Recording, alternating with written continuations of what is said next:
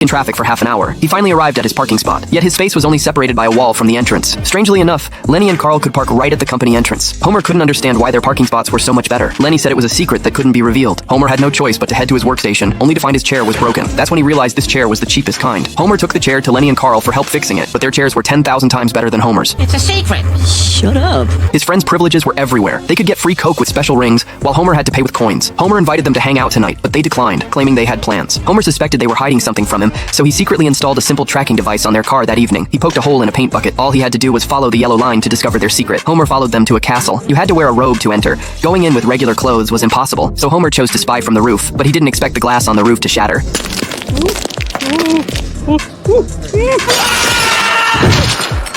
They stared at Homer with fierce eyes. As an intruder, Homer would receive the ultimate punishment. Get out of here.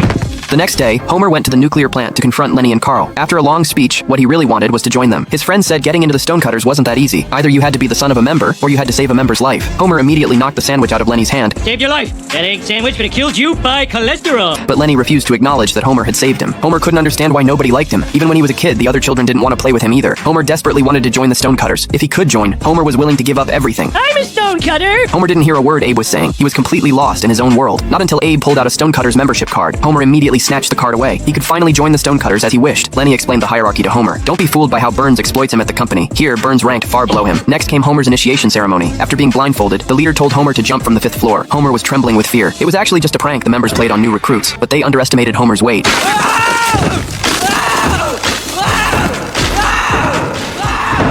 I think I have to do it again. My blindfold came off. After Homer was pulled up, there were more trials like crossing the desert. All the trials were actually just spanking Homer. After Homer went through several rounds of tests, it was time for the oath. He solemnly swore before the sacred parchment. If he violated his oath, he would develop a big belly and lose all his hair. I think you should have to take a different oath. Everyone takes the same oath. Homer officially joined the Stonecutters. From then on, his life became smooth sailing. When a leaky pipe at home had been delayed by the repairman for a week, Homer immediately revealed his Stonecutters' identity. The repairman fixed the pipe right away. After that, Homer wasn't afraid of traffic jams on his way to work anymore because he had the members' exclusive lane. Through the magnificent tunnel, the parking spot was still far away, but they gave Homer a pair of roller skates. Homer's office chair turned into a massage chair. Lenny even had Homer put the member sticker on his car so traffic cops wouldn't give him tickets. They even had a hospital hotline. The Stonecutters held activities every week, mainly gathering to eat and drink. Today's main course was ribs. Homer was afraid that tender, juicy sauce would splash onto his robe, so he used the sacred parchment as a bib. The leader was heartbroken watching the society's totem being desecrated. The members present also glared at Homer viciously. In the end, Homer had to hand over his robe and was expelled from the Stonecutters. He begged the leader for another chance. I've learned my lesson. I've learned my lesson. Since Homer stubbornly persisted on the wrong path, the leader decided to make him walk home naked, dragging a stone of shame. Homer had to accept his fate. That's when a birthmark on Homer's body was discovered by others.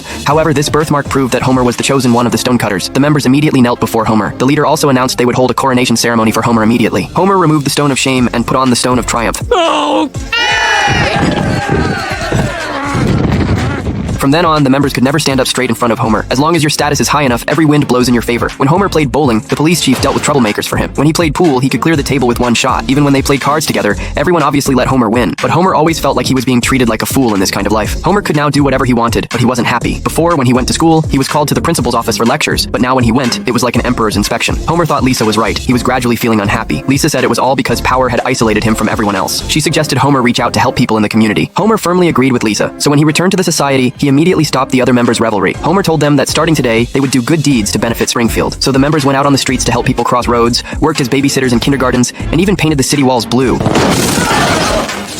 Homer felt spiritually fulfilled like never before, but the other members had different opinions. We gotta kill him. As long as they remained Stonecutters members, Homer would control their lives, unless they quit the Stonecutters. At this moment, a new society was formed called the No Homers Club. Homer was isolated once again and became a loner. He still couldn't fit into other people's world. All he could do was return to the Stonecutters and get a bunch of monkeys as members. Marge came to persuade Homer to go home, but Homer missed his society. Marge said there was one society that would always welcome him. Black Panther. No. The family Simpson, which has just 5 members.